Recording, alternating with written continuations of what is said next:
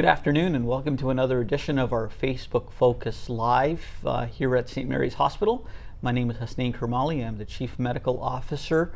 And each month we like to present to you new opportunities and patient care advancements that we're able to offer here at St. Mary's Hospital in Waterbury, Connecticut for our community, highlighting the expertise and clinical delivery of care that we're able to give to all of our community surrounding the hospital and areas here in Waterbury.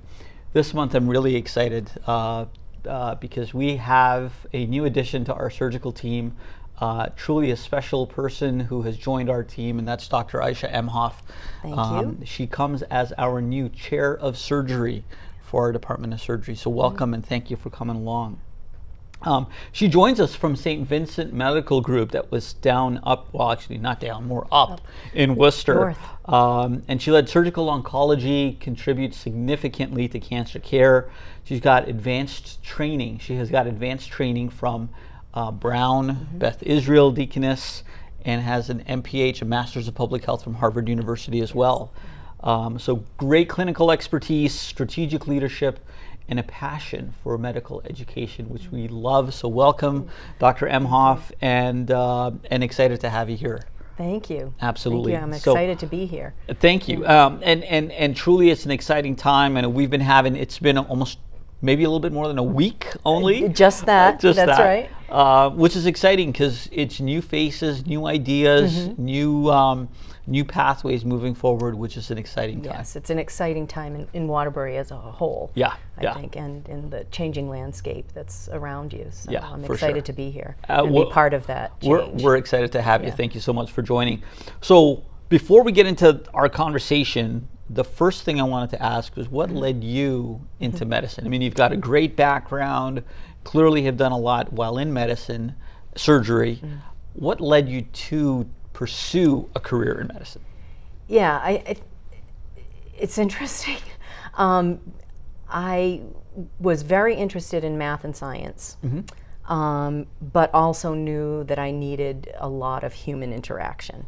And I did not envision myself being solely in a lab. Gotcha. And so as I thought about things, I realized what combines those two things is medicine. Yeah. It's the science of medicine, but also the art of medicine. Yes. And I like, in surgery in particular, it's a very creative specialty. So people often think of surgeons as just technical folks, but actually there's a lot of art in surgery. And a lot of creativity in the way that things are done and how we put things together. Wow. And your thought process as you're moving through a case. It's a very artistic field, a very creative field.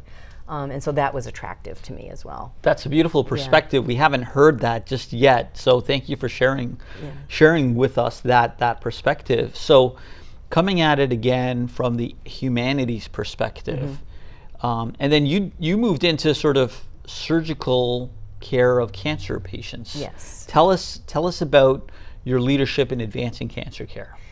Yeah, so first, the reason that I moved into cancer care in the first place was that I thoroughly enjoy being a surgeon. But when we remove an appendix, right, your problem is done, and I may never see you again. Right. And what I liked about cancer care was the longevity of the relationship with the patients. Sure. So oftentimes I'll follow patients for the rest of their life. Right. And that is very rewarding to me, to have that longitudinal relationship with folks.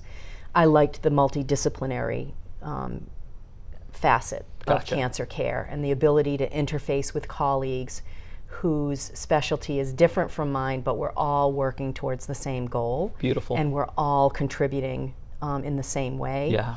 I think what I personally have brought to cancer care, I'm going to answer this question in a few different ways. Yeah, please. One is professional, which is bringing other voices to the table. So we've been very instrumental and strong in bringing patient voices to the table, and however we do that, either the patient themselves through a nurse navigator, We've gotten patients involved in tumor boards and brought resident voices to the table for our Committee on Cancer. Great. Because it's important to have not only leaders of today, but the leaders of tomorrow. Yes. And the next generation thinks of things differently than Indeed. current generation Indeed. does. Yeah. And so I would say that widening the net and opening the tent to everybody is probably the greatest professional advancement that I've been participating in. Okay. Personally, I would say that it's life experience. I take care of patients very differently than I did, it's going on 3 years ago now. My sister, unfortunately, had a very aggressive chondrosarcoma that she succumbed to eventually. Sorry about that. But her journey and seeing it, because I was already an experienced surgical oncologist by the time she was diagnosed, but seeing that journey from the flip side. The patient side. Yes. That really changed how I think about the care that I provide to patients. I hear you. Not that I wasn't always compassionate, not that I wasn't always caring, but understanding what really goes on when they have to go home with, in her case, missing a leg that's new. Right. You know, the daily activities that get changed because of that. Sure. Patients that we have to give colostomies to, that those surgeries really impact people's lives in ways that we tend not to think about necessarily when we're just in the office. Yeah. And so that changed things. How I talk to patients also changed. I remember going to her appointments with her, and she would ask the most insightful, amazing, well-educated questions while we were in the office. And I'd walk out and I would say to her, now you understand what the doctor just said to you? And she would just look at me and go, no. Wow. And so it made me realize the whole medical literacy educational component as we talk to patients, that things need to be said way more than once. And that's because people are overwhelmed when they're fighting for their life. Yes. That we need to say it in different ways, and it needs to come from multiple sources. So I've learned to partner better with our social workers, our nurse navigators, in order to make sure that those aspects of patient care are much better covered than I did in the past. So I think that really changed how I practiced surgery. It's refreshing and comforting at the same time to hear you recount not only your sister's journey, but also your perspective on why the patient has to be in the middle. Yes. I mean, it's better for us when the patient's in the middle. Right. And to be able to hear that continue to be your focus, because it's definitely our focus. It's our focus from the primary care physician all the way out to our neurosurgeons. We want to keep the patients right in the middle. Inviting them to things like tumor board, that's amazing. That's like almost unheard of 10, 15 years ago. Yes. But having them as true participants in their care helps them then understand what the process is. That's right. And it's not simply TV medicine, which is the glory about everything that can happen out there. But then your reflection on what happens to the patient once they've left our office. Right. Unless you're on the other side of that, it's hard to recognize what they bring home with them. Right. Because we're in the office, we're in the hospital, we see everything in a very controlled setting. Right. And they tend not, at least in my experience, before I learned to ask certain questions to patients, patients often don't disclose to the physician all of their struggles. Correct. And it's important for us to know what they are. Yeah. Why was I interested in coming here? I spent most of my career in Boston in academic centers, is because through that experience with my sister, I learned how important it was to her, like really important it was to her, for her to have her care in her community. Yeah. And to stay close to home, close to the people that she loved, close to her friends, her network. And so, you know, we would go into the Dana-Farber, but then try to transfer as much care back close to home as we could. Yeah. So I think that as we move care back out into the community, cancer care in particular is one of those key components that I think is really meaningful to patients, to be able to have that close to home. And it's, you know, it's right in line with what we continue to offer here at St. Mary's Hospital in Waterbury, which is, again, very community setting. And the city wants to stay within the city. The members want to be right here. We've got great institutions in New Haven and, of course, in Hartford as well, and surrounding us is New York and Boston. But yet, if we're able to provide that care right here, and certainly some of the more advanced stuff, we have to. It's better for patient safety. Right. But to be able to hear what the patient is saying, understand their community and be around them, know that they go to the bodega to get some of their food, what their diet's like around here, it's helpful for us in keeping that patient at the center. Absolutely. That's beautiful to hear. Absolutely, and I think you can wrap your arms around somebody a little bit better when they're in their own community. Yeah. And I know that the population in Worcester at St. Vincent's, where I was, very similar to the Waterbury community. And those people could have easily, 30 minutes down the pike and been to, world-class institutions. Yeah. But they chose to stay with us because we were able to provide them not only top-notch care, but warm care. And I think it's the feeling of being treated in a family-like setting.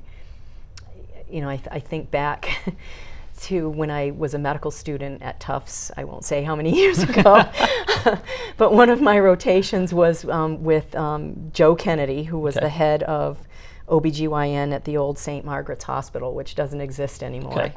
And I remember one day him asking me on rounds, who is your patient? And I answered, Mrs. Smith is my patient. And he stomped his feet and said, no, wrong. Mrs. Smith and her family are your patient. And that, I don't think I truly understood that until I went through what I went through with my sister. Gotcha.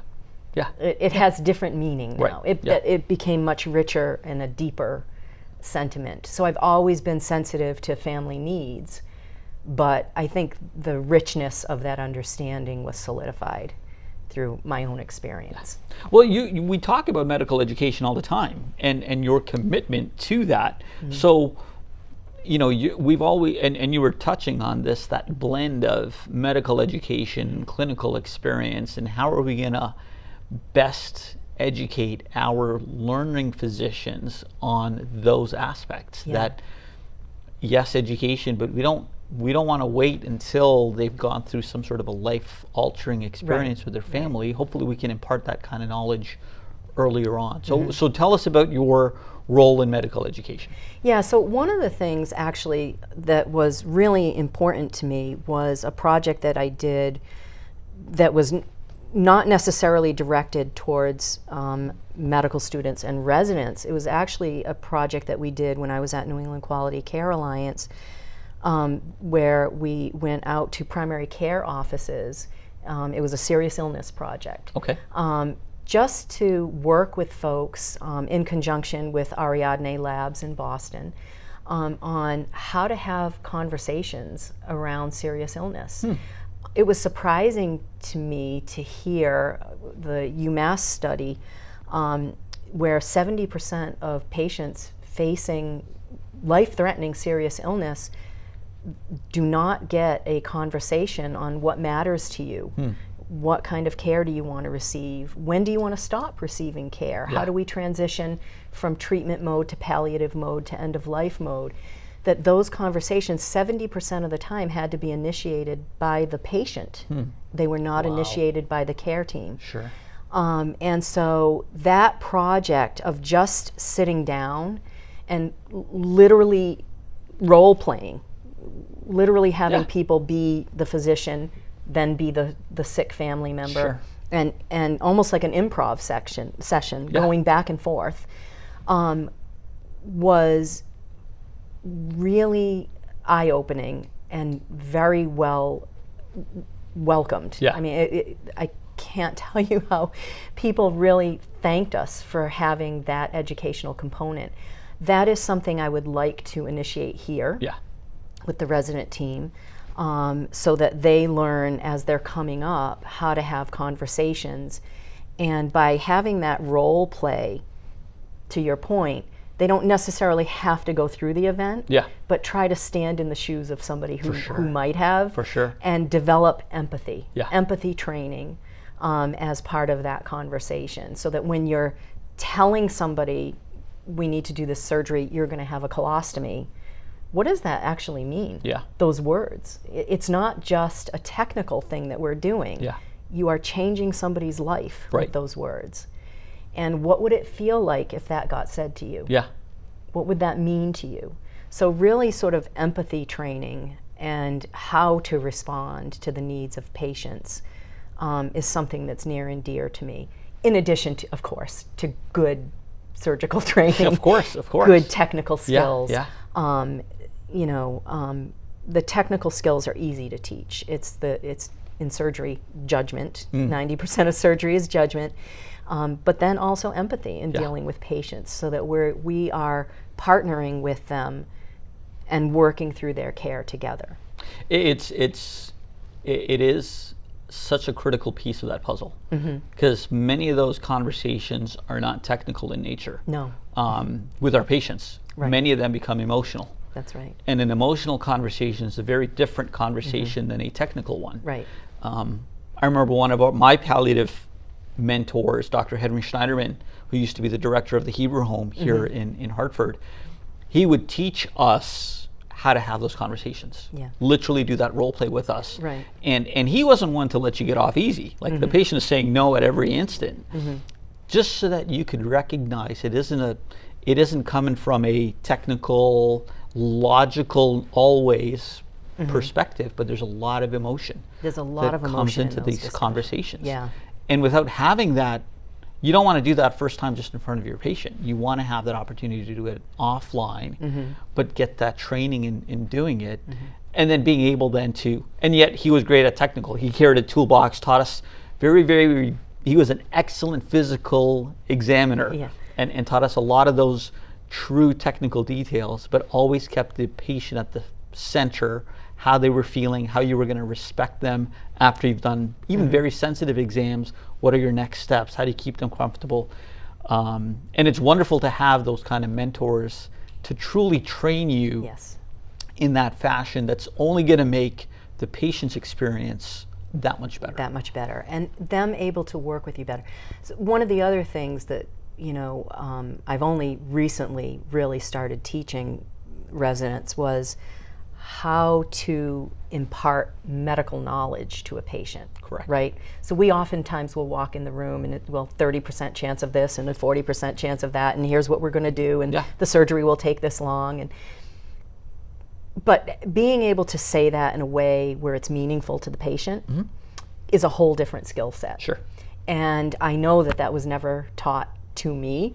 And I, through other experiences, have learned that what we think we're telling the patient may not actually be what they're hearing. Correct. I mean, how many times have you walked into a patient room and they say, well, no one told me that? Yeah. And it just was there's said. been I was just talking to your specialist outside. Right, exactly. And it was said, right? Right. It's because it wasn't said in a way that's absorbable, right? And so when we're not speaking it to people in a language that's understandable, we're really not communicating to them. And so that's an important piece of the educational process for me. It is critical for us to continue to focus in on education. I know there's a lot going on in education today around the world and across the United States. But one of the interesting surveys that we're having right now, particularly when it comes to surgical oncologists, it seems to be a 50-50 split between male and female. but seems like the males are still a little bit dominant in the surgical oncology field. Yeah. Do you see a role for more female physicians coming into surgical oncology? Yeah, so it's a little bit of a complex question because it appears as a 50-50 split, but actually if you break that down, most of those surgical oncologists are women that have gone into breast surgery. So they're not really doing the complex cancer surgery cases that are part of other fellowship training in surgical oncology. Gotcha. So when I talk to the female residents, I have a slightly different conversation in mentorship with them than I do with the male residents. Gotcha. And because first of all, the pressures on them as surgeons are different. Children do expect different things from their moms than they do from their dads, and that impacts people's career choices. But also, there are pressures on your career and political influences on a career that will shape your career that are different from the choices that you thought you might have been in control of.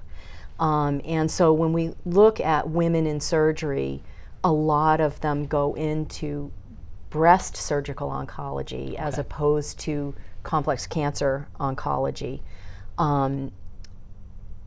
for a multitude of reasons. And some of it has to do with the childcare issues.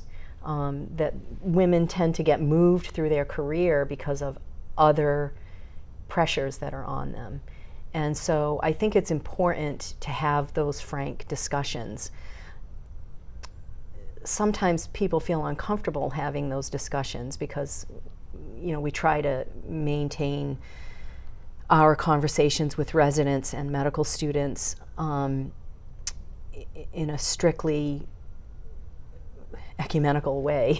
But sometimes it's important to talk about real life things that affect them. Yeah, of course. And that may not be politically correct or easy to say, but these are the things that they're going to make choices on. I know there are times, you know, as I look back now with perspective, I might have made some different critical choices in my career had somebody had certain discussions with me. And it's easier to have those discussions rather than find them out through the hard knocks of life. So I that's an important piece when I think about the answer to that question. It's not as simple as just looking at statistics that look even. They're actually not. And so I think a deeper dive into things is important. And then imparting that on the residents is important as they start to make their decisions in life. That's a great perspective. So tell us a little bit about your clinical areas of expertise, your clinical areas of intrigue, those things that interest you for what you're doing. Yeah, so you know, I did 2 fellowships because of the reasons that I spoke to you about. So I did a fellowship at Brown in complex cancer surgery through the Society of Surgical Oncology. And then many years later, because the field of breast surgery had changed a bit, and because we began to understand the needs and pressures on women as patients that are different. And women use different language, by the way. My daughter actually worked with some of the AI folks at MIT on the women's use of language when they speak to their physicians. And there's some interesting projects going on at MIT that we can get into in another segment on how women talk to their healthcare providers. It is actually very different, and there are natural language processing applications being created to be used in physician offices when you're talking to a female patient versus a male patient.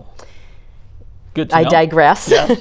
But one of the reasons I did this other fellowship again was because I was able to partner with some of the, I did it in Boston at Beth Israel, which is a Harvard teaching hospital, Yeah. and connected with MIT, was to learn how to speak to my female patients better. And I am a woman, and I still had to learn how they were communicating differently than male patients were communicating differently. So that was an interesting piece of what I did.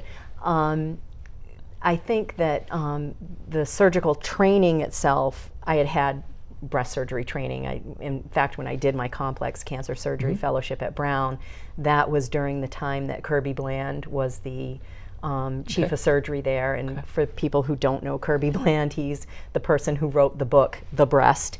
So I had excellent training under Dr. Bland, but still felt that women were looking for more. And I think it was important for the oncoplastics piece and everything else to add that additional training.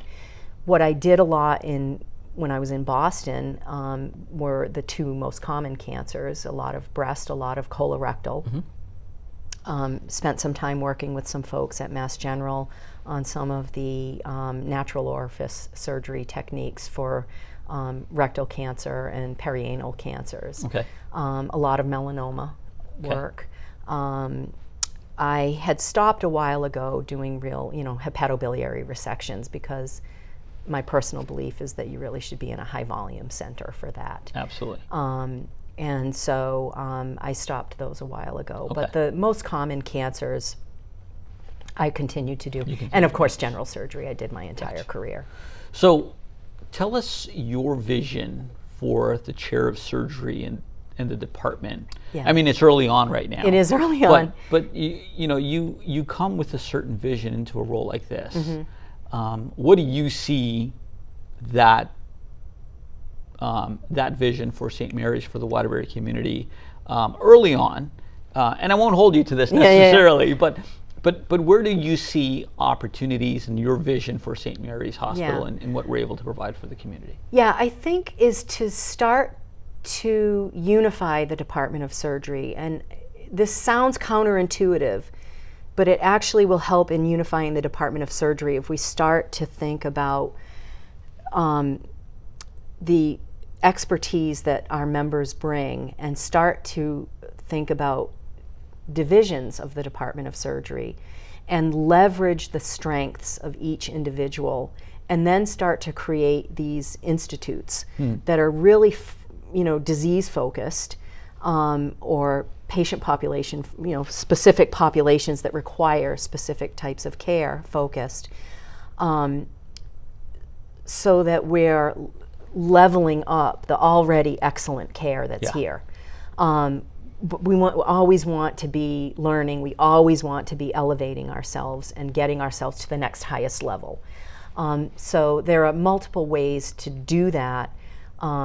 And I'm wading through those waters now. You and I had a long discussion yesterday about some of the ways that can be done. And I think that teasing out the best way to do that that's appropriate for St. Mary's as an organization or an institution, St. Mary's as part of Trinity Health organization, look at the local community, the regional community, where are our partnering opportunities within our region with our sister organizations, and where is it that we need to simply just build locally, and then leveraging those strengths so that we are the place of choice for patients in this community and the surrounding areas. I mean, we'd like to enlarge our footprint. For sure. Yeah, I would like to have the Department of Surgery become recognized as a strong Department of Surgery in this community, but then elevate us in the region. Beautiful. Love to hear that. And we've started some of that work already. Of course, our Bariatrics Institute, our Men's Health Institute, really trying to hone in on that institute type of understanding, and so looking forward to seeing that develop, and a number of our different specialties within the Department of Surgery. We have some things that we like to do as we close off our conversation, and we can go on for a long time. But let's as we saw yesterday. Yeah. One of the things that we like to do now on this program is to ask that question from before to the future. So we ask our previous guests to give us a question for the next guest. So the question that was offered by Lisa Roy, who was here from Nursing Education last time, asked, what can we offer here at St. Mary's, regardless of your role, for an educational opportunity? Yeah, for an educational opportunity, I personally would like to see that the structural, actual curriculum teaching of ethics and medical ethics is brought in. Beautiful. And in addition to that, teaching our residents and medical students the actual structure of how we think about things in the quality world. So having them at each morbidity mortality conference actually bring us the fishbone diagram of that they thought about where in the system things can be improved, where technically things could be improved, where in their own skill set things could be improved, and doing that in a very structured way. And then, as you and I discussed yesterday, sort of thinking about widening the tent and having some combined educational resources on the ethics issues, and discussing very specific medical ethics issues that always impact multiple departments. Wonderful, and I can't wait to see that continuing here at St. Mary's. I think there's definitely a need for it. We hear it often on the floors as well, so being able to bring that into the fold, we would love to continue to develop that further. So next piece of that puzzle is a question from you for the next provider moving forward. Yeah, I guess my question to the next provider or whoever's sitting here would be, what would you envision as the best way to strengthen interdepartmental ties so that we talk about sort of these medical homes and medical neighborhoods. Sure. How do we start to develop that type of a mindset program, operationally and sort of in idea here at St. Mary's? How do we create those medical homes, medical neighborhoods here so that we're keeping the patient at the center while we're developing all these other programs around them? Love that question, and we're going to keep a note of that so that next time we'll be able to bring that forward. And finally, what the other piece that we love to have is a pearl, what I refer to as a pearl, for our viewers from you that you can impart to them as a piece of medical advice. Yeah, I think my medical advice as a person who spent their lifetime taking care of cancer patients is to please get screened, whatever the screening is, and to know your body. It is much easier as a surgeon to fix a small, early problem than to fix a late problem. Right. And so I know that people are afraid of getting screened because they're afraid of somebody finding something. But flip that around and remember that if something is found, it's much easier to fix it when it's early on than 100%. later on. 100%. So that would be my pearl, is don't be afraid of getting your screening. And please go ahead and do it. We love that, and we've got lots of screening opportunities here for women's health, for men's health, all the way through for everybody's health. I know I just had my colonoscopy screening done recently as well. So it's true. You are sometimes afraid of getting into that conversation, but then you get it done, and then it's done, and you move forward. And then it's done. And I remind every time I go for my own mammogram, I think, oh, I hope they don't find it. And then I think, no, because that's what the mammogram is for. Right. If they find something, it'll be early. And so I'm hoping that our audience will remember that. That's wonderful. So thank you so much. Appreciate the conversation. Pleasure. And thank you all very much for joining us. We will see you next time. Have a great afternoon.